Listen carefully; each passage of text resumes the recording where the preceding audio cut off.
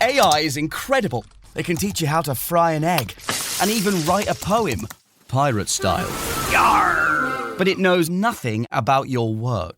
Slackbot is different. It doesn't just know the facts. It knows your schedule. It can turn a brainstorm into a brief. And it doesn't need to be taught. Because Slackbot isn't just another AI. It's AI that knows your work as well as you do. Visit slack.com/meet Slackbot to learn more. Ohtani with 3 Grand Slams in his MLB career. Looking for one in the WBC.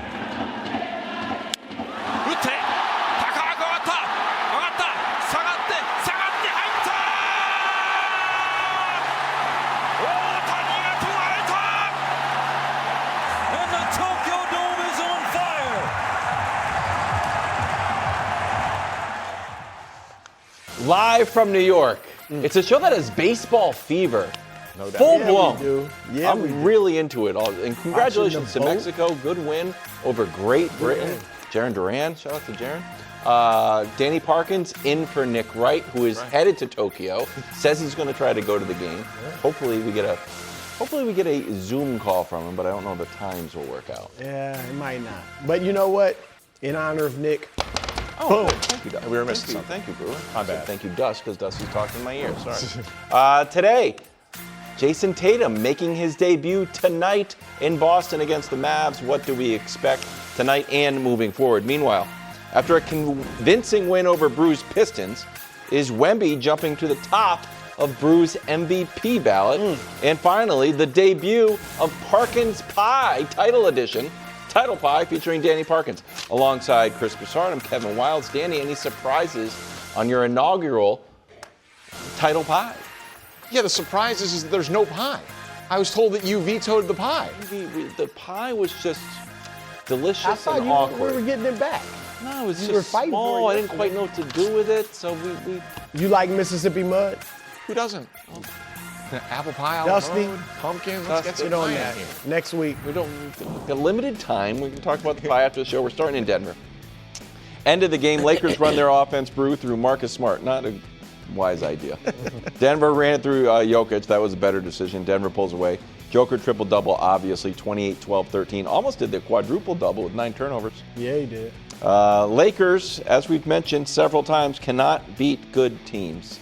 Versus teams above 500, they're 14 and 19. They give up 117 points. They allow everybody to shoot about 50%, which is the 3rd worst in the NBA. So they can't beat good teams. They're currently 6th in the West, and they don't play much defense. But other than that, what did last night prove to you? Well, look, let me start with a positive. Good. Because it's going to go south. You're big on moral victories. Yeah, well, that LeBron James, another, accomplishment for him. He passed Kareem Abdul-Jabbar as the all-time leader in field goals made. So congratulations, LeBron. Another notch on your belt. Outside of that, not much to rave about with these Lakers. Last night, however, did not prove to me, Danny, that they can't beat good teams or that they're not contenders. All right? Okay. It was just the latest bit of evidence, all right? I'd say the last 2 months have proven that they can't beat these teams and are not legitimate contenders. Here's the deal. You mentioned 14 and 19 against teams 500 or better. They are 1 and 8 against the top 4 teams in the NBA. Boston, Detroit, OKC, and San Antonio, all right? They are 4 and 7 against the 5 teams in the West seeded above them. And they're actually 0 and 3 against Phoenix, which is right behind them and chasing them. So they're just not on contender level, or the level of a contender. And look, we all know about the defense. Last night, offensively, because Denver's not really good defensively either, the Lakers shot 52%, shot 42% from 3, and still lost. Why? Because Denver shot 52% and 45% from 3, but also Denver got to the line 31 times. That's a poor defensive team constantly fouls and stuff. So Denver gets all these free throw attempts. That's really the difference in the game. They doubled up the Lakers in terms of free throw attempts. So, yeah, the Lakers, we all, look, the big three can have good nights together, but their games don't really mesh. They defensively, we know they struggle. And I also think that their culture this season, almost accidentally, but because there's been so much focus, whether it's in the media, a lot of that coming from talking to people in the organization, that they're focused on next year and, we're going to have this cap room to really build this team around Luka that doesn't fit. That has kind of, that spilled over and made maybe some of the players lethargic mentally about this season. Because you feel like you probably can't win. The team doesn't fit. They're thinking about next year in the front office. And I just think that saps some of the energy from the team. So they seem like they're just playing out the string. And now I will say this, though, Danny. If they were in the East, I'd give them like a puncher's, even more than a puncher's chance, thinking Luka just can tear it up in the playoffs. LeBron can do some things in the playoffs as well as Reeves. But in the West, no chance. Right. Problem is LA is very much in the West, and the West is very good. And you're right.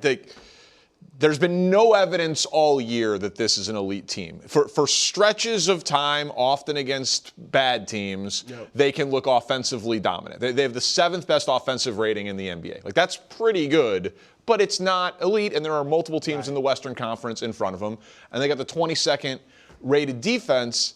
And so, we can just add this to the list of times where they've played a great team, haven't looked up to snuff, and they end up losing the game. But I did think that there was a moment in the game last night that is just a microcosm for the problem. And I know the drama of Luka and the tech and complaining with the refs, but so it's his 15th tech of the year. And Luka complains to the officials a lot. Sure. Right? It's what he does, it's what stars do, but he's become one of the faces of this. And if you watch what happened, he thinks he gets a foul on a shot, and he doesn't run back. And so they don't call the tech right away because they're not going to stop a transition opportunity for Denver, which is correct officiating.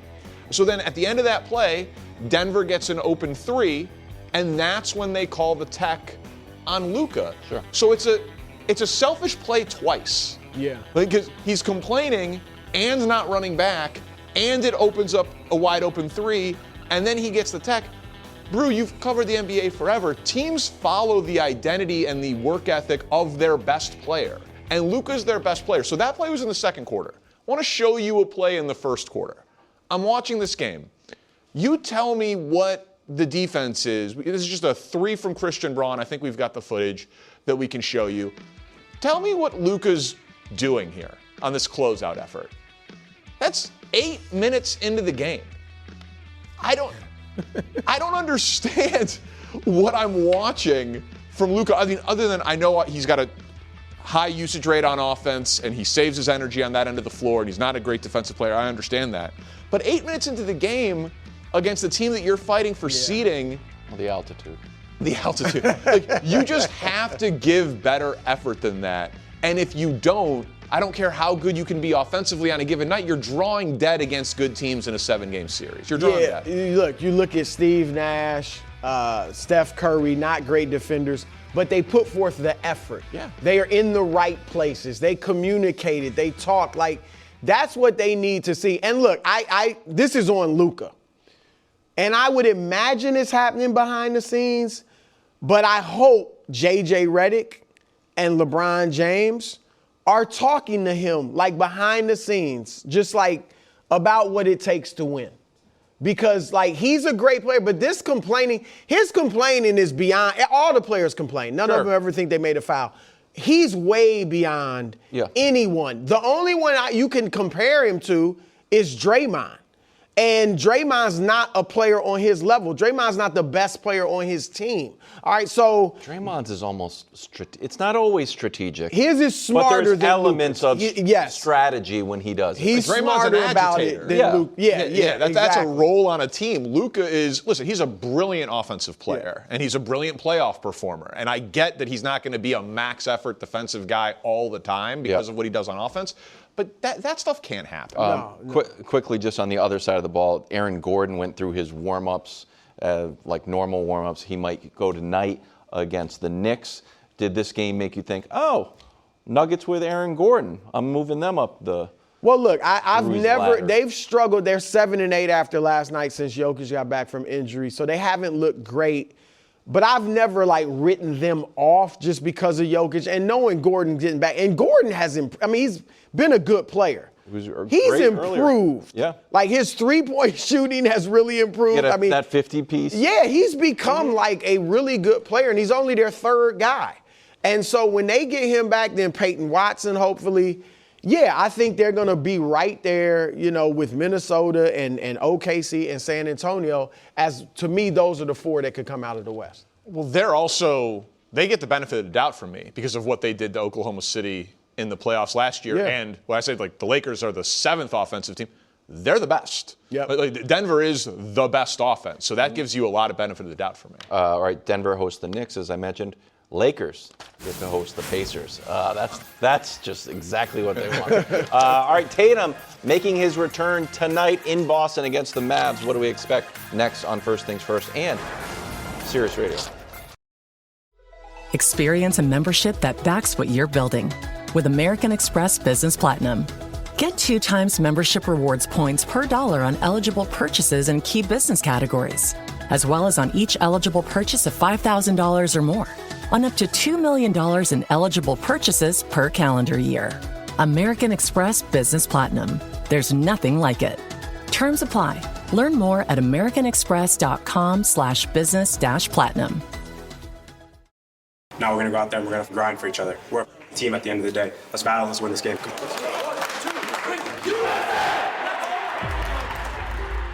Tyler Adams has always covered ground.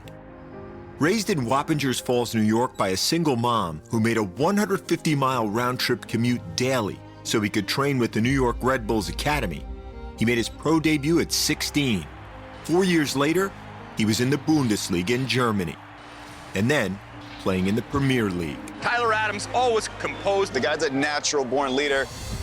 By 2022, Adams was not only the U.S. Men's Player of the Year, he was named captain of the men's national team at the FIFA World Cup. When he's in there, he's going to let them know there's not a team that's going to bully us. And now, a singular opportunity on home ground. A banger from Tyler Adams! For Tyler Adams, competing for the Cup. 97 days away from the World Cup on Fox. It's going to be excellent. Welcome back to First Things First. Jayson Tatum back tonight. Celtics tweeting out this video, and they are favored by almost 15 over the Mavs tonight. Officially listed as available 298 days since tearing his Achilles at the Garden in the playoffs last year. Here are some other notable Achilles returns, Brou. DeJounte Murray, we talked about yesterday, 25 minutes, 13 points. Durant had 500-plus days preseason, 15. Boogie Cousins, never quite the same, 14 points. And then Kobe, 28 minutes, 9 points, obviously much older in his return. So what are your expectations tonight and moving forward for Tatum? Well, I'll give you another one, not the actual game he returned, but Dominique Wilkins. Yep. All right, Dominique was 33 when he returned from the Achilles injury and came back, and that season averaged, and he came back in 283 days. Yeah. Similar. Jason's 298. Averaged 30 his first year back, Dominique. The next 2 years, he averaged 27. So I'm going to be honest. I'm not saying so much tonight. I expect Jayson Tatum to play well tonight. I'll be interested to see if he starts. I don't think they've announced that yet. I would start him, I think, with a guy, and no offense to like a Baylor Shireman, you can easily move a guy like that out of the lineup, or Sam Hauser, whichever one you want to choose, and put Tatum back in, and it doesn't really disrupt things. But he's Jayson Tatum. He's a superstar. He's a champion. He's all NBA. I think I'm not going to call out the Celtics if he doesn't start, but I think he should start. You see that he's never not started a game? Yeah. In the NBA, it's wild. Yeah, so I Probably in think his life. Well, they put the Olympics. Other other than that. Stinks. But I expect them to play well. I think people are going to be surprised at how, again, not so much tonight, but just going forward over these next 20 games left in the regular season. I think people are going to be surprised at how well he plays. Wow. I'm not saying he'll totally be at the form he was last year, but I think he'll be close enough where he's playing like a star, if not a superstar, but like a star. This warms my heart, bro. I like this a lot. So, last year before he got hurt was the best we'd ever seen Tatum. He's obviously a great player before that, but he was aggressive, guarded the other team's best player, playing with, just impacting his will on the game all the time. Before that, one of the few criticisms that I thought was valid of Tatum was sometimes he would float a little bit. You know what I mean? You just kind of coast. Jaylen Brown won Finals MVP, I think, in part because of it, because Jaylen Brown was demanding the ball in those finals and all of that. And I wonder if we're going to see that, 2 years and prior version of Jayson Tatum for a while. Jaylen Brown is second in the NBA in usage right now, behind Luka. The ball's in his hands. He's an MVP candidate. They've been playing amazing. And I don't know that you want to rock the boat with that immediately. I'm all for bringing Tatum back, and Tatum is obviously necessary in order for you to win a title. But at the beginning, I could see him not drawing a lot of fouls, not attacking, but being more of a catch and shoot, a little bit more of still a valuable weapon, but just get into the flow, get your legs under you, catch and shoot some threes, kind of play three-point line to three-point line, and kind of ease back into the game, and where it'll appear a little bit more passive from Tatum early, just to work him back in. Brou, I made a list of 3 things I don't want to see. A top 3? Top 3 things I don't want to see. Number 1, nightmare scenario, grimacing. Grimacing always the I'm worst. with you there. Yeah, that'd be bad. Number 2, getting blown past off the dribble. Dusty said, looking like Luka. Unfair shot, Dusty. But is his I think he'll be able to shoot from today and for 30 years. I think if you get him the ball, an open look, the shot will still look pure. Are they going to attack him off the dribble, and does his lateral movement, does he look different than he used to? You got to test him. I mean, if I'm Dallas, that's what I'm doing. Let's test him. Obviously, you don't want him to get hurt or anything, but you want to test him to see if he still has that lateral quickness. And the thing is, as much as he's been playing 5-on-5 in practice with G Leaguers and things like that, the speed of the game is going to be a bit surprising to him. And so that's what you want to do if you're the Mavericks, is test him in that. But look, I think we know on the Celtics, it's about effort defensively. And I do think he's going to give the effort, and I think their team defense will be good. People will help him out when he needs it. So, like I said, I expect him to come back and play pretty well. Can I give you my final one? Yeah. A close game. Really? This should not be close. The line's 14.5. The problem was, and the Mavs are on a back-to-back. The Hornets were on a back-to-back. Went into Boston and just were they more energetic. Are you worried about Boston tonight?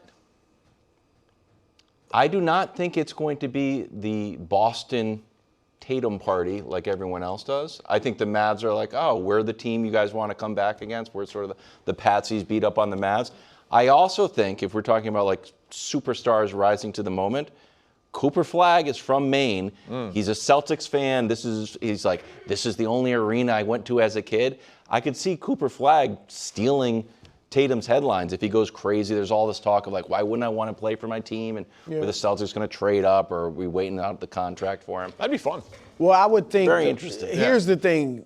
That makes sense. But the Celtics coming on, they got beat down by Charlotte from buzzer to buzzer. I think they're going to come out and want to make a statement. So. All right, so that game is tonight. Coming up next, Brou's Ballot. Did Wemby jump to the top? That's next on First Things First, right here on FS1. If you're chasing data down instead of seeing it in one place, you need the Intuit ERP.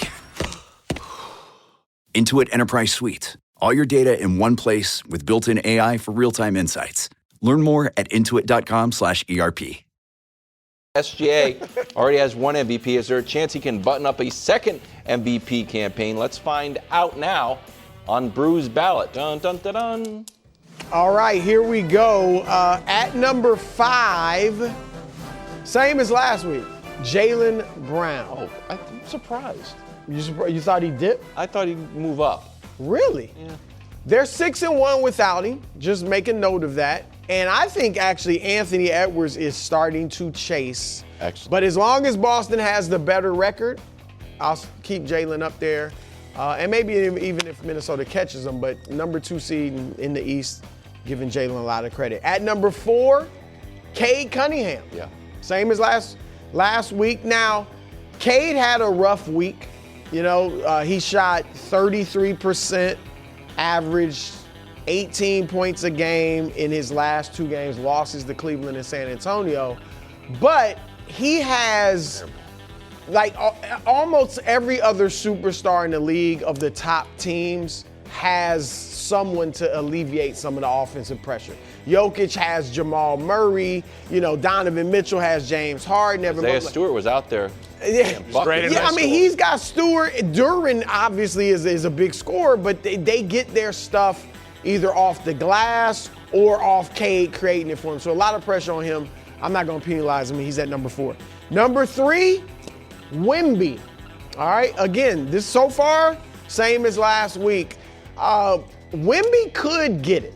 If Jokic and Shea have a dip, or obviously if they miss too many games, then Wemby is right there. If he has a lot more games like last night, I'll say this, Danny. If he catches OKC, if the Spurs catch OKC, they're 2 back in the loss column, and obviously they have the tiebreaker, having beaten them 4 out of 5. He could end up getting this MVP. All right, at number 2, this is where the switch is. Jokic, my leader last week. I moved him down to number 2. As I've said, they're 7-8 since he came back from injury. But this is what really made me make the switch this week. They may go back and forth on the ballot. We talked about why Denver's the 5th seed. Obviously, OKC, and you can put Shea up. He's number 1. OKC is the number 1 seed in the league, not just the West. Denver's the 5th seed in the West. And a lot of people, including myself, have pointed out their injuries. All right? But Aaron Gordon, their 3rd best player in Denver, has missed 40 games. Well, Shea's 2nd best player, Jalen Williams, has missed 48 games. All right, and they still have the best record in the league. They've had other injuries as well. Jamal Murray's played all but 5 games. So Jokic, I know there's been some injuries, but Shea has been hit just as hard by injured teammates, and he's carried his team to the best record in the league. So that's why I had Shea number 1. But so, it sounds like it's a three-man race, because if you think I say for number 1, unless they miss all, they sure, all 3 of those 65-game threshold is put over here. But in terms of assuming they all hit it and are all eligible, because the fact that Wemby's only 2 back. So if you think that if he would flip all the way up to 1, or at least really be in consideration for that, that's going to be a wide open MVP race if other people share your logic on that. Is Ant going to knock out Jaylen Brown, who has carried a team to the 2 seed? Possibly. When everyone else thought it was a reset year? Not necessarily, but possibly.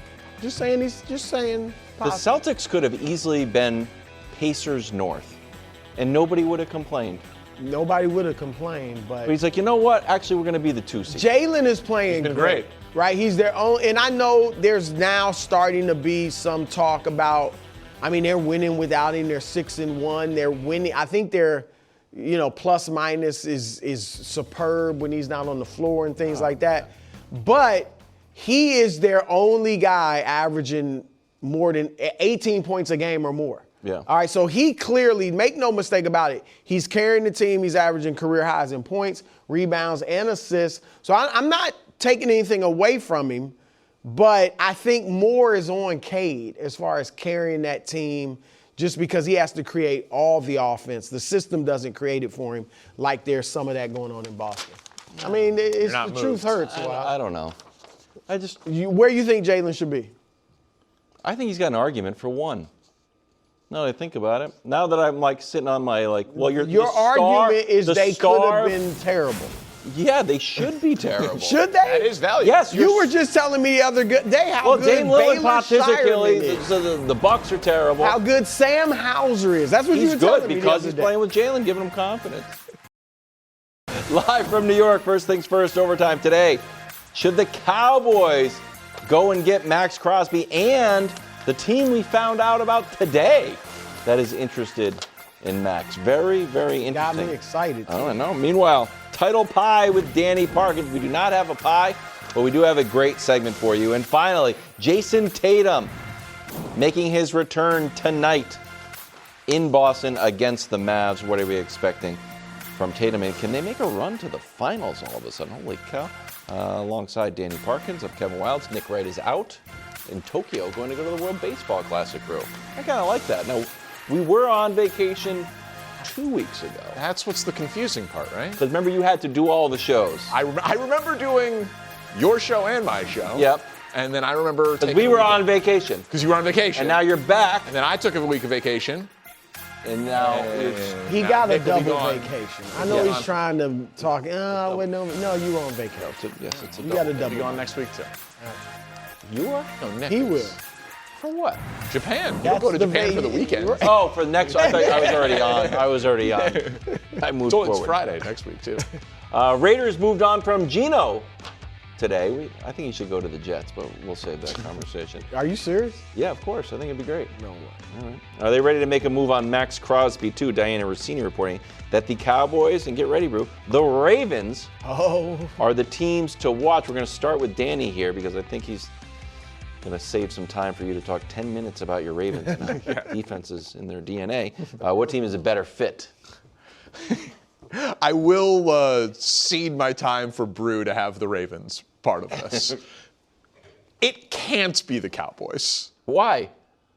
I don't know. I remember being on the air with you guys a few months ago at this exact time when we broke into whatever we were doing to talk about the Cowboys trading away Micah Parsons to then turn around one football season later. A little weird. A lot weird. A little weird. I hear you, but Brew. should they just, they made a mistake. But are they supposed to just, we can't, you got to fix it. If you can get Maxx Crosby, that presumably would fix it. You don't think they should fix it just to save a little, stop making looking like they got egg on their face? I would like to think that you have a plan.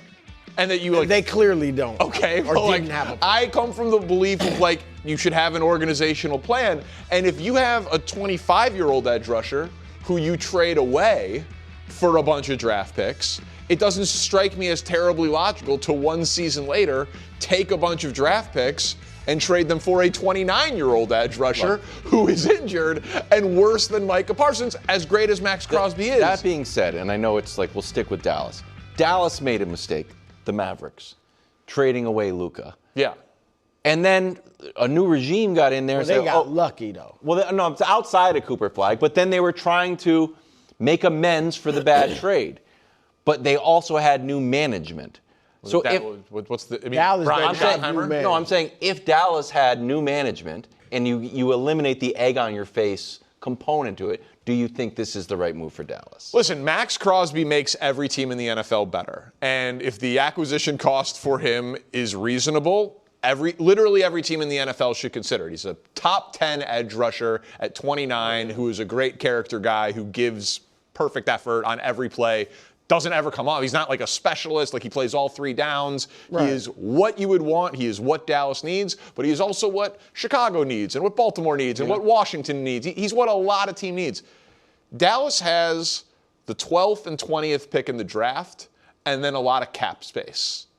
You can use those things to select players and spend money in free agency.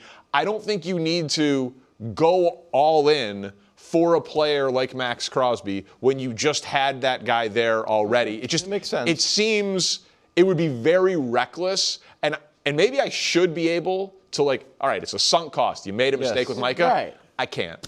Maybe I should be able to, but I think. But should they just don't have a great edge rusher unless you draft him for the next several years, or sign Trey Hendrickson and just spend money on it and allocate your resources. They have so more. You don't want them to trade. That's what. Yeah, because you're trading multiple picks, and it's the most expensive way to acquire talent. Right. And you could have just paid Micah. You chose not to. Yeah. So then if you turn around and basically call it 90 cents on the dollar, 80 cents on the dollar of what it would cost to get Crosby, of what it costs to get Micah, for a lesser version of Micah, it's just, we make fun of how the Bengals do business. That would be insane. It would look, but I just think, though, you brought up the sunk cost, you made a terrible mistake.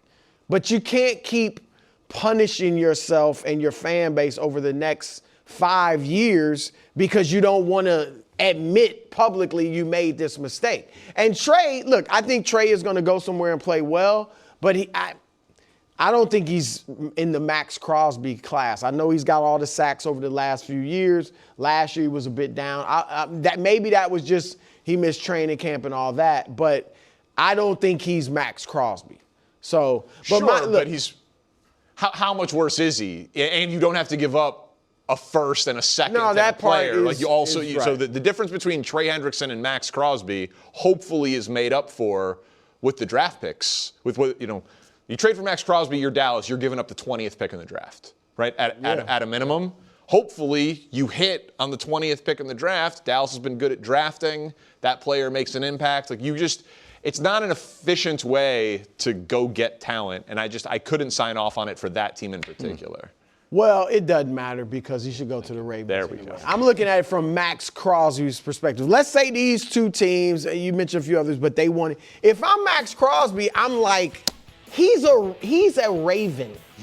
All right? What? I thought he was a Raider with the old Raiders when they actually were good and tough and all that, but he is a Raven. I mean, Ray Lewis, and I know they're different positions, but I'm just saying, like, that defensive, game wrecker, the aggressiveness, the rebellious persona, he's a Raven, all right? It is a better chance of winning a Super Bowl. I'm comparing it to the Cowboys. Sure. All right? It's a better culture. All right? Like, they're a football franchise. The Cowboys are a reality show, a soap opera in a football setting. All right? Now, he was shining that. He'd get a lot of love and a lot of publicity and all that, and the team would probably be good. But if you want to go to a football franchise where it's about football, it's about winning, I think Baltimore is definitely the place to be. I think he's already got some good defensive players with him. We know their problems early last season defensively. Mm-hmm. Late in the season, second half of the season, really, they played good defensively without any pass rush whatsoever. They were near the bottom of the league in that. You put Crosby in there, get a pass rush, and now the other pass rushers improved too because he's getting so much attention. Your defensive backfield gets better. I just think it makes tons of sense. And they obviously are right there on the cusp of being able to win the Super Bowl. So, yes, Maxx, put on the purple, baby. Put on the purple. Let me show you one more thing, Danny, to see if you like this and if it makes you think, that's a fit for the Cowboys, or, maybe they don't need Maxx Crosby. So get this. Last year, the Cowboys only had 35 sacks. They were 22nd in the NFL. But they had 89 QB hurries, most in the NFL.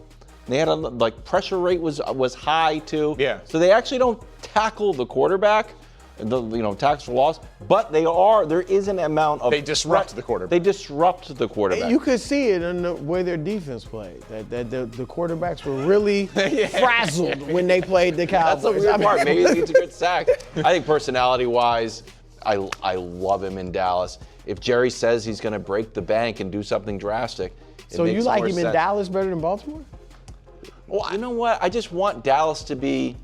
You guys. It'd be a fun story. Defense. It'd be fun. You're like you know what it is, like the opposite. How you said, as long as you have Dak Prescott, you will have a good offense. No, I agree with that. The purple and black will have a good defense. Jesse Minter will have a good defense with or without Maxx Crosby.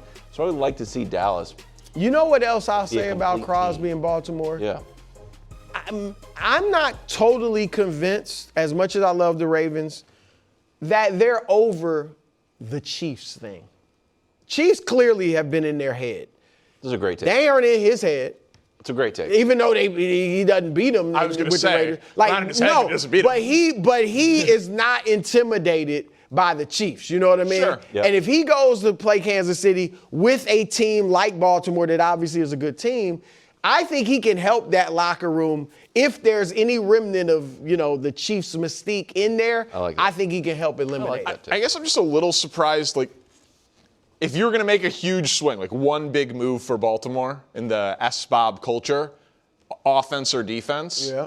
I guess I would have thought that you would have said offense. Receiver? Yeah, receiver. Be sure you bring back Linderbaum. Protect Lamar. Linderbaum. I would definitely want Linderbaum back. Well, so I'm just saying. But I think look, obviously they don't have a fantastic number one, but Zay Flowers, I think their receiving core is good enough. I wouldn't mind improving it, but I think it's good enough. That's not their problem. I mean, their problem has just been they haven't shown up in these bigger games, playoff games. Let's turn our attention to the NBA. It's time for the most delicious segment in all of sports, the debut of Danny's title pie. We did not get a pie. We're going to get right to the segment. Sorry, it's still a delicious segment. All right, still delicious without pie. You'll have to figure that one out.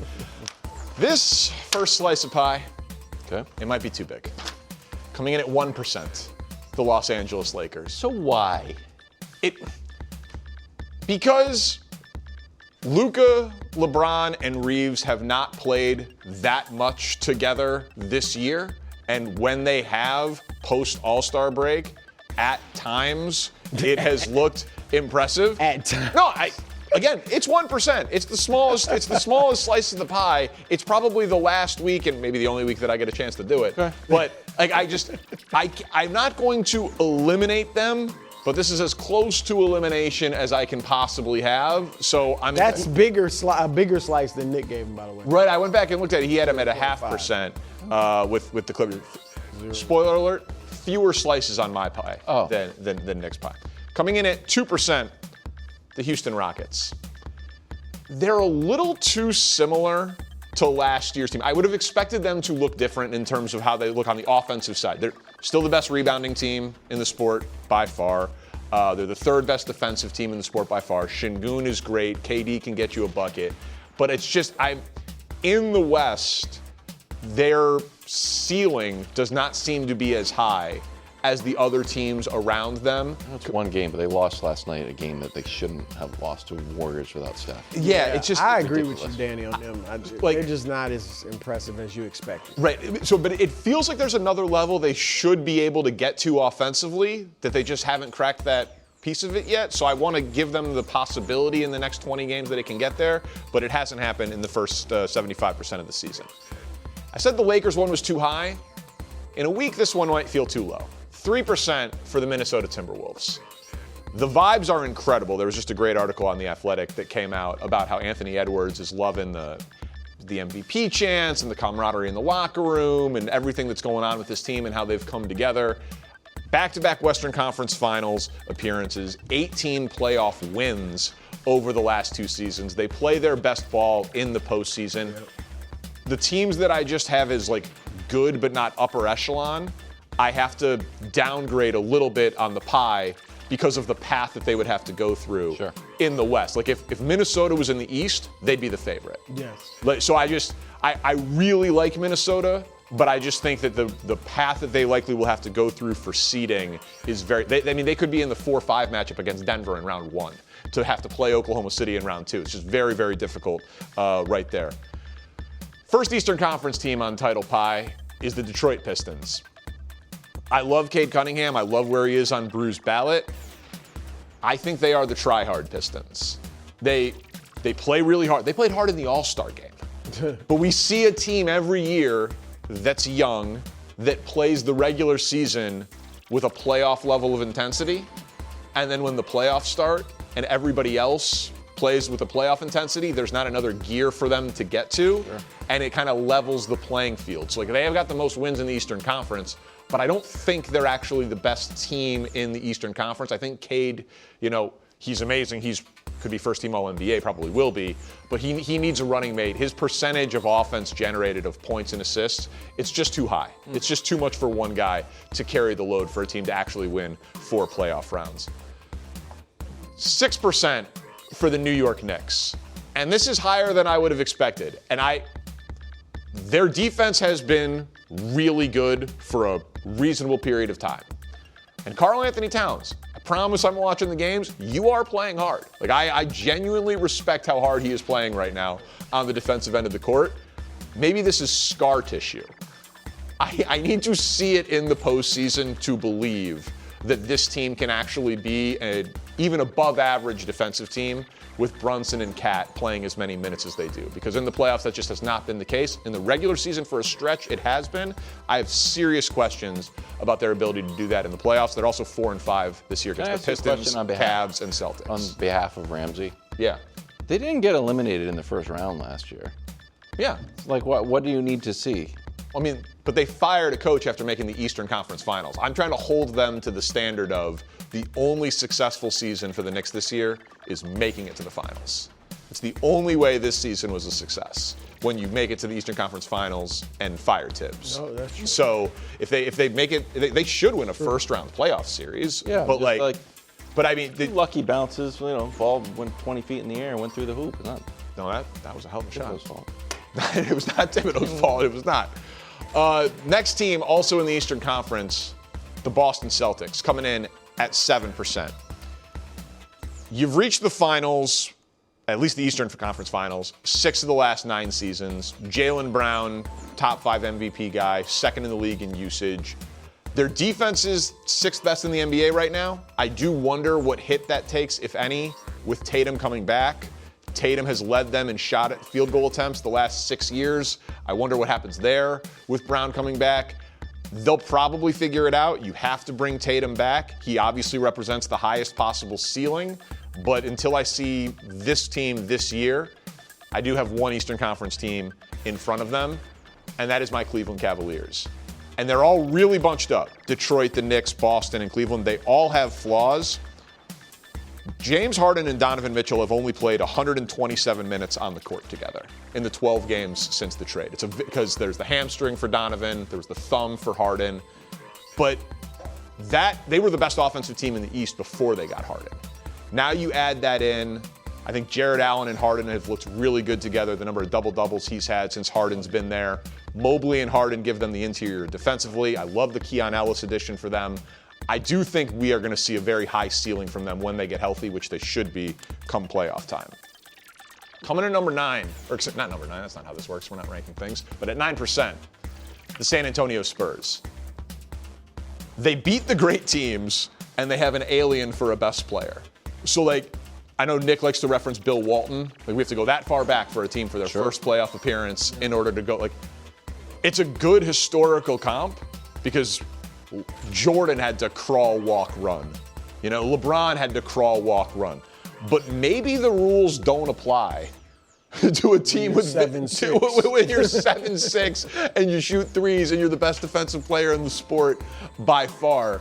But if that is the case, the league should be terrified because Dylan Harper is only going to get better. Wembanyama is only going to get better. The pieces in San Antonio are great.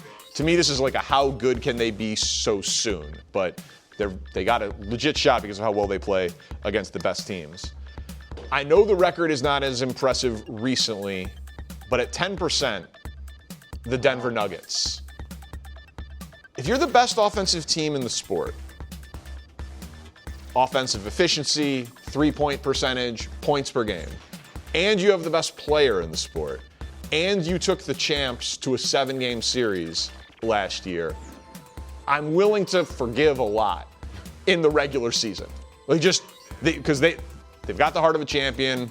Jamal Murray's playing the best ball of his career. Their offense is incredible, and I know they think that they can beat the Thunder because they've beaten the Thunder. So, to me, they're the next team that needs to be reckoned with, even if their record recently doesn't suggest it. And if you add all that up, it goes to 50%, which means the Oklahoma City Thunder it's a good slice. Take the other slice of the pie. And I think somehow the champs are being underrated. Yeah. Because not only do they have the best record in the West, it is the best record in the league, but if we just do the comparison, this year to last year, record, point differential, defense, and turnovers, they're first across the board. It is this exact same, but as Brou alluded to earlier in the conversation about SGA on his ballot, what's the big difference this year? They are doing it largely without their second best player. You throw the amount of games that Chet, who's been great, Chet, SGA, and Jaylen have played together, only 21 of 64. So for them to be the best team in the league with a lot of the peripheral numbers being basically identical to the team that won the title, without a top 15 player in the sport playing 70% of the games, I just think they're very clearly the best team in the NBA yet again. Time for some bonus takes. Not bad. It's a perfect pie. Look, they may be being underrated. I think the reason they're being underrated, if indeed that's how you want to term it, is because of what the Spurs did to them. I agree with that. And I'm not even saying I would pick the Spurs over them in a series yet. I don't know where I go because I've seen a team dominate one in the regular season and then lose in the playoffs. But that's what woke everybody's eyes up because before that, we felt like it's a done deal. Yeah. We know 73 wins. Right, Yep. right. And the fact that the Spurs not only beat them once and then twice, but 4 times out of 5, those last 3 games at least, OKC was like, no, we are not getting beaten by them, and they lost 2 of those games. So that's the thing. But look, OKC is certainly the favorite. I would move, and you're right about the youth, but I would move the Spurs to second, and just slightly ahead of Denver. But I moved the Spurs to second. I get the youth and experience, and that was my knock against the Thunder last year. But I think they obviously overcame it. I think the Spurs can overcome that. I would put Denver and Minnesota, Danny, third, kind of the same amount of pie. I think those are the 4 teams in the West that could win it. And then my East right now, my Eastern order is Detroit, New York, Boston, and then your Cavs. I agree that they're all close. But so the that's Cavs, the exact inverse of mine. Yes. I'm Cleveland. Yeah, so you flip my just East order. flip those. Okay. And look, the Cavs, Harden, we all know about his playoff struggles, but he's also had some good moments. He's also been this close to getting over that hump. And maybe in the East, which we know is easier, maybe they can do it. He had his chance with Durant, though. Now, there's no Giannis right now. Correct. There's no Giannis in his way, and that's who beat him. But Harden is in his way. Well, no, and that's why I got them 4th. I'm just saying there's a chance. But yeah, I got them 4th in the East. Danny's giving some sass to San Antonio. I liked it. That was good. Co-sign that one? Yeah, you didn't like that one? That was Christina. Good job, Christina. That was excellent. All right, coming excellent one. After break, Tatum is back tonight. What do we expect? And is there a chance A.J. Brown teams up with Justin Herbert? Oh, my. That would be McDaniel, that would be MVP, championship. It'd be, oh man. We got Willie Colon hanging out with us on First Things First. Look at Jayson Tatum. About time. Been waiting on him. I mean, it hasn't been that long. 10 months? It really hasn't been that long. Yeah, I mean, come on. He ruptured his Achilles. But I feel like we've been talking about him. Yeah, sure, because he was, he's a top 5 guy in the league, less than 300 days removed from rupturing his Achilles, 298 to be exact. We also have a little bit of news. Joe Mazzulla says he's not sure on a minutes restriction. I'm sure he is. He's just not sharing it. Of course. But that he will start tonight. And the Celtics, this is going to surprise exactly nobody, they are very excited to have Jayson Tatum back, throwing that out there on their social media. So he's hyped, the team is hyped. It's, I would argue, the biggest story in the NBA between now and the postseason because they're the 2nd seed in the East and they're getting this elite player back. Willie, what are your expectations for Tatum's return? We'll start with tonight. Well, tonight I wouldn't start him. You wouldn't start him? No, I would have him come off the bench. I would cap him at 15 to 20 minutes, have him play early in the second, a little bit in the third, wrap it up in the fourth, obviously. But nevertheless, man, I think it comes down to really seeing what he can do, what he can't do, right? A big part of his game last year was that step back jumper. He had an amazing first step.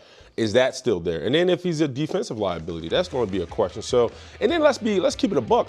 We don't know where his cardio is at, right? Like scrimmaging, running up and down, that's good, but in game is a different dog. And so this is coming from a guy who tore his Achilles. I tore my right Achilles. And from the neck down, I feel like, I could do certain things. From the neck up, took me a little bit longer. Trust, right? The trust, the confidence, and there's times in the game where you're not thinking about the injury, you just got to go and react. Is all that there? when I look at Jayson Tatum, man, part of me feels like, man, I'm worried about him disrupting the synergy of the Celtics because they're top 10 in offense and defense. And think about it, it's been a blessing in disguise because you look at the emergence of Keita, right? Hugo Gonzalez is a star, right? You talk about John Walsh has been a factor for them. And these are all wing guys. And so if you Joe Mazzulla, he's done a great job of allowing these young pieces to arrive and help this team out. And on top of that, Jaylen Brown's been amazing, man. He has. So starting him just feels like he may be messing with the recipe that's winning for the Celtics right now. Well, okay, there's a lot there. You're playing Dallas. You're a 14.5-point favorite. So I'll with Jayson Tatum, without Jayson Tatum, I'd expect them to take care of business tonight, no problem. Even if you do mess with it a little bit, what are you going to do? What do you mean, what are you going to do? Well, I mean, like, you have to bring back Jayson Tatum. He has to play. But because he represents, if Jayson Tatum can get over the next 20 games, if he can get back to being 85 to 90% of Jayson Tatum. But you won't see that, DP. That's my point. Right now, I understand he's probably 80%, 85%, and that's good enough. He won't be 100% to next season. Okay. So this is why I say you build him up. Right. Okay, fine. But the idea of him, 20 minutes is 20 minutes. Like, starting is, I think, more like of a ceremonial thing out of respect to you're our franchise player. So I don't think that, like, if he plays if he has a 20-minute restriction and 6 of those 20 minutes are the first 6 minutes or the second 6 minutes, I don't think that matters. And so I think it's more of like a celebration. They're at home. I understand. Give him a big ovation. Like, I think that's probably that part of it. And I think he represents the highest ceiling possible, right? The Celtics obviously are better with Tatum than without, eventually. And so I think you got to work Can you say that now? Like, the Celtics They're not better without him, dude. They're not better without him. I'm not saying they're not better without him. But my point is, if you're the Celtics right now, what you have right now is working. No, right? in the regular season. It's okay putting him in the back burner, understanding that he still needs to get work. Like, he still needs to be built up, see what he has, what he doesn't have. And if he's not ready right now, because you're not going to play him on a back-to-back. Like, that's not happening. Okay. So my point is, the slow start is worth him building up into the playoffs. Yeah, listen, again, Joe Mazzulla said there is not a minutes restriction, or he's like, we'll see, or we obviously know there has to be. There obviously is. They have a plan, they're just not sharing it publicly. One thing that I am interested in is he is a great shooter. And when you are talking about top 5, top 10 players in the sport, and you ever say anything critical about them, it is by definition nitpicking, because they are great. So you're parsing a little bit. I thought with Tatum 2 years ago and prior, sometimes when I watched him, I was like, you're a little passive. Like, you're down 1. Are you sprinting to get the ball, or are you hoping the ball comes to you? It's a difference. There's a little bit of a difference, right? There's a 1-2, and like, if it comes to me, I'll show up. Exactly. Yeah. There's a little bit of a difference. And I think Jaylen Brown has that sprint to the ball thing, and I think it's a large part of the reason why he ended up winning their finals MVP. I could see, but then last year I did not see that from Tatum. Tatum was the most aggressive I had ever seen him. Well, he had to be.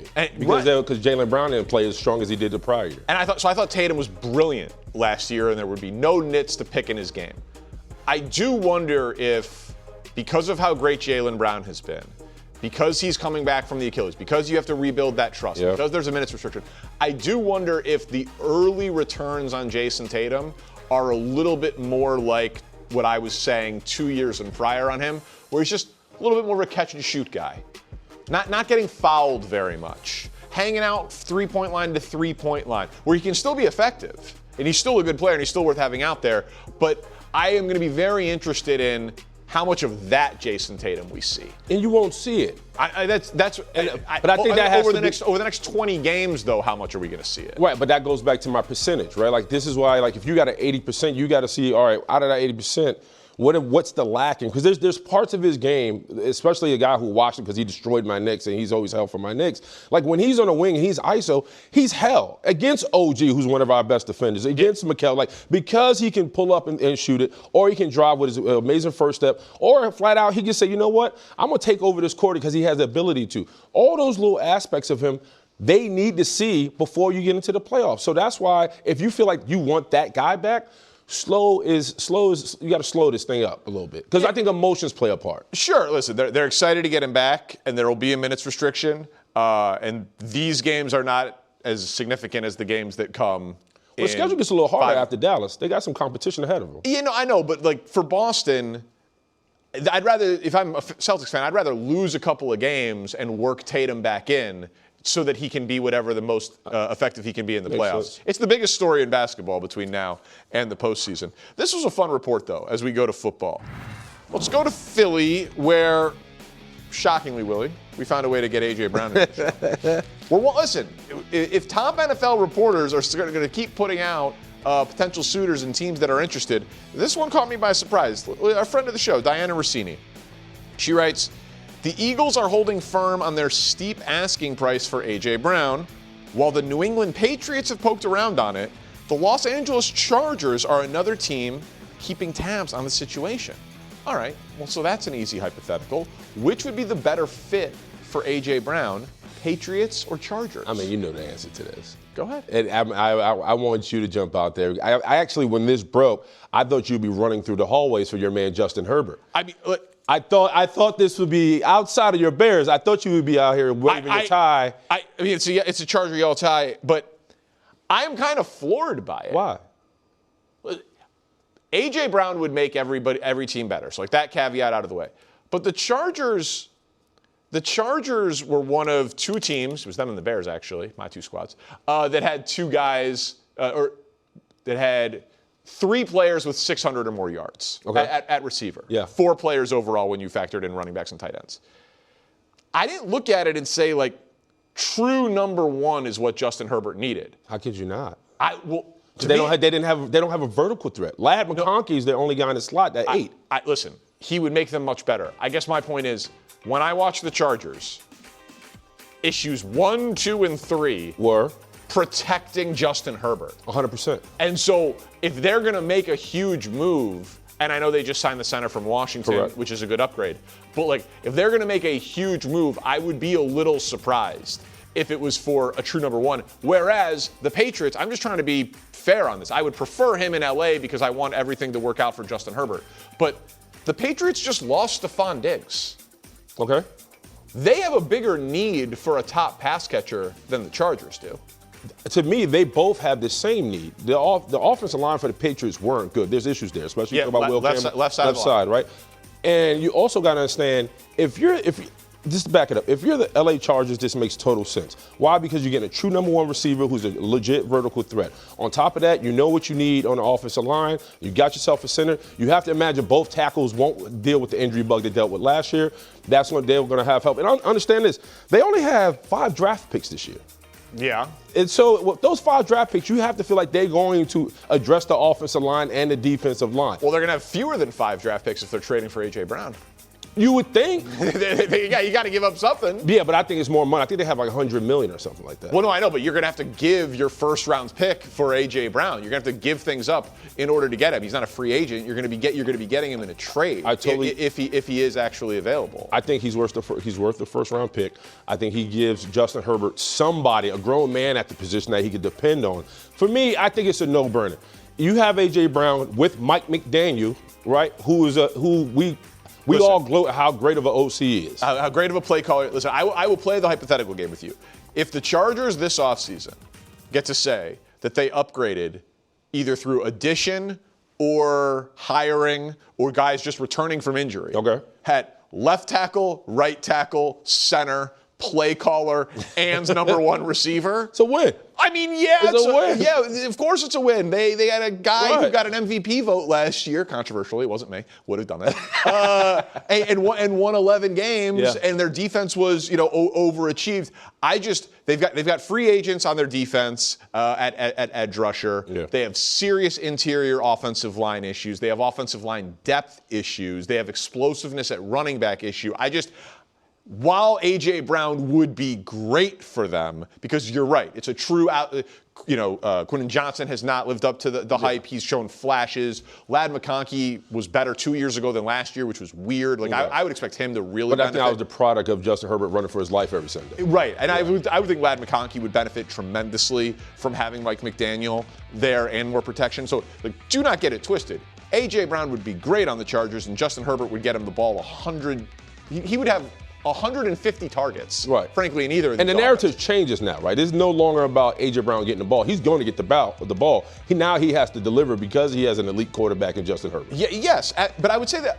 Okay, that's the chart. Would you not say all of the same things about the Patriots? He is a clear number one. It's a big-armed quarterback. He's a quarterback who throws the ball to all three levels of the field. He can push it outside the numbers. He was a great deep ball thrower last year. Like A.J. Brown would also be a 150 target guy in New England. What scares me about that, and I've made the statement before, the league will figure Drake May out, and I think they figured him out towards the end of the season. Justin Herbert has been through the fire, been able to stand tall, tried and true. Yeah, he hasn't had a lot of playoff success, but he's been in the fire.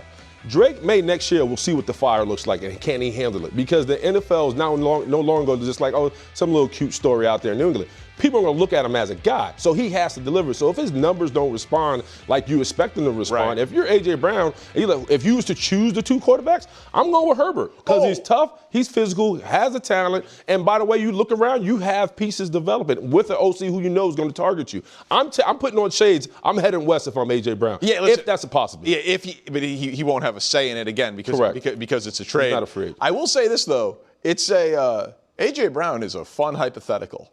Just like as a piece to what would A.J. Brown look like in that locker room with that quarterback, and that locker room with that quarterback? And I think a lot of the locker room things, at least at the beginning, they go away if he plays with a quarterback like this. A quarterback who can get him the ball down the field. Well, I've always kind of leaned towards the whole A.J. Brown is right situation because he's never changed his story. I've told you that time after time. He's not complaining because he doesn't like the guy. He's complaining because I just want the ball and I'm not getting it. And that tape shows you why. Give me the damn ball. It's a tale as old as time. Let's apply the eye test to the free agents that are going to be finding new homes when the window opens on Monday. Coming up on the OT. This episode is brought to you by Workday. Could AI help you do more of what you love? Like reaching bigger goals ahead of schedule, growing careers, and the bottom line. Workday is the next-gen ERP powered by AI that actually knows your business, anticipating your toughest challenges and how to better solve them. Connecting more dots in your organization so your people have more time to connect to what they love. It's a new Workday. Oh, let's apply the eye test. That graphic. It's like a combination of Dr. Danny and someone with a magnifying glass. Because doctors don't really have magnifying. Nailed it. You know, I should stick to the script, but there's no fun in that. Everyone knows I see the league clearly. Window opens for free agency next week. So let's see who is going to make the biggest impact in the NFL. The guys are changing teams to the bottom row. This is kind of a fun one. John Franklin Myers from Denver, Devin Lloyd, Kenneth Walker, and Odafe Oweh. So across the board here, John Franklin Myers, I think, is going to get $22 million a year. It's deserving. He's a plug-and-play immediate impact. He's played 114 games since he entered the league, 34 games over the last two seasons at starts for the Broncos, 3-down player, 14.5 sacks, pressure up the middle, in his prime, a position that you can play very effectively into your early to even mid-30s if you stay healthy. He's been healthy. I think he's about to get He was a great Jet, too. I think he'd be a great everybody, but he'd get a massive contract. Super Bowl MVP, Kenneth Walker, he had 1,000 yards rushing last year, only with 13 carries. 13 carries per game, 24th in the NFL. Like, he goes to a team that gets more volume. We saw what he was able to do in the Super Bowl. Big impact guy there. Giants.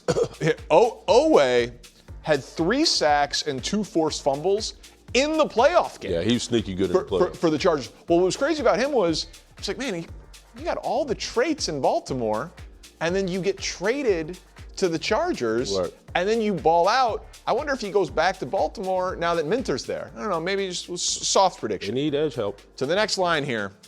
Speaking of an edge rusher, Jalen Phillips. Love him. Makes an appearance. Alec Pierce and Malik Willis. Jalen Phillips, everyone knows what he can do.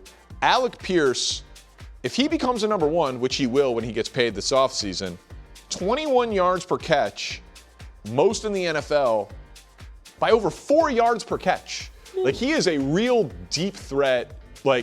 So when he starts running and getting a more higher volume of targets and he's going to get paid, I'm very interested to see what he could put out. He's a big play guy. And then Malik Willis, he is going to get an opportunity to start. He's going to get paid like a starter, and it's going to be fascinating to see, does he get to go to a good team, or does he go to a bad team? Because if he goes to a bad team because they give him the most money, I'll understand it. It's his opportunity to get paid. Yeah. But I do wonder, like, if he can find his way to Atlanta or find his way to Minnesota, and like how much is a good team going to invest in him? Because when he's had action with the Packers, it's been very impressive. As we go to the next row of the eye test, free agents that are going to make the biggest impact, Kyler Murray and Trey Hendrickson.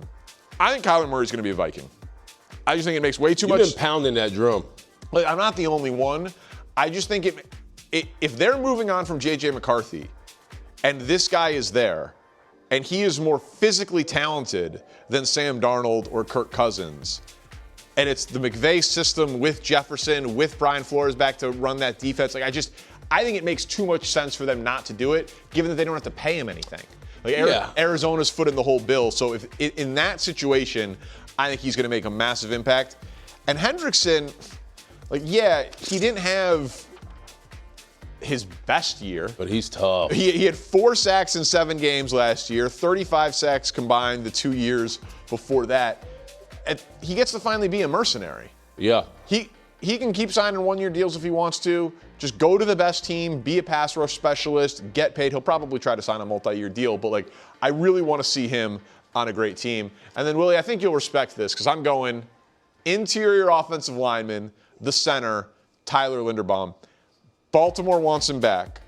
The Chargers, we can cross them off because of who they just signed out of Washington. My Bears are going to be desperately need him. They're going to be interested. I think Detroit's going to be interested. I think a bunch of teams with he's not going back to Baltimore. You don't think so? The price is like he's going to make the bag either with your Bears or Detroit Lions. But I think 6 other teams. Like, he's a 3-time Pro Bowler. He's missed 2 games in 4 years. He's allowed 10 sacks in 66 games. He's a dog now. He's 25 years old. Like, if you've got a 3-time Pro Bowl captain of an offensive line center who doesn't give up sacks and is a beast in the run game, basically every team in the league is going to offer this guy $20 million a year or more. Right. So he's going to have a lot of good options. But this is, as far as your Bears, I know priorities are, let's go get an edge rusher. He jumps me. He jumps that. Really? I think he passed. You got to think about it. Dolman gone, right? On top of that, you move Tooney to left tackle. Well, they don't want to do that. But it's a necessity. They have to at this point. We'll see. So if you get him, it solidifies the offensive line, and he's that offensive line was the engine that drove that Chicago Bears offense. Can I give my take? Please. Yeah. Malik Willis, you have to drop him one. Drop him? You think I'm too bullish on Malik Willis? Way too bullish. Wow. Can I show you a graphic? Please. This is who Malik Willis is. That's his resume. You talk about 6 career starts in 4 games, 1 start, 35 total passes, and he's dealing with a shoulder injury. He dealt with it in the Baltimore game. You're going to give this man starter money, and that's his resume. I think you hurt yourself seriously if you think he's going to be your golden goose with another team. I think. Listen, he's not going to get a 5-year, $200 million deal. People are talking about $30 million for this guy. Well, yeah, but that's what Geno Smith got. That's what Justin Fields got. He's not. But Geno had a resume. Geno had played enough, showed you who he is. Nobody knows who Malik Willis is. The reason why he left Tennessee because he didn't want to throw the ball. But when he got with Matt LaFleur in Green Bay, his 3 starts with the Packers, his passer rating was 132, and he had 6 touchdowns. Those 6 touchdowns came in the 3 starts in Green Bay. So he won. No, so someone is going to give him a chance. The game against Baltimore, he snuck up on them. I don't think they believed he was going to be what he was that game. Yeah, that was an impressive debut. All right, so tonight, Team USA makes its World Baseball Classic debut, taking on Brazil, 8 Eastern, of course on Fox. USA played in 2 exhibition games. They both won. We got a lot of producers around here, Willie. Okay. I questioned every single producer when they said that Team USA is favored by 9.5 runs. I've been gambling on sports for almost 25 years. Run lines in baseball games are supposed to be 1.5. I did not know this. I apologize. This is embarrassing to me. I should turn in my degenerate card. I didn't know that in the World Baseball Classic you have run lines that are like football scores. This is like a Big 12 game. Well, I'm invested. We have 4 Yankees playing in this game. There you go. And so Judge, you got Goldschmidt, David Bednar. So I'm into it. And, Judge is batting third. You got Bryce Harper batting in front of him. Scherber's batting behind him. So I'm going to give it a shot, even though it seems like it's forget about it. The game's already won. There's a slaughter rule, and the spread is 9.5. It honestly, it feels a little mean. It does. It feels mean. like a 9.5 run spread in baseball. Keep the car running, That's Brazil. Unbelievable. But Pete Crow Armstrong, get in there and hit a bomb. We'll talk to you next week.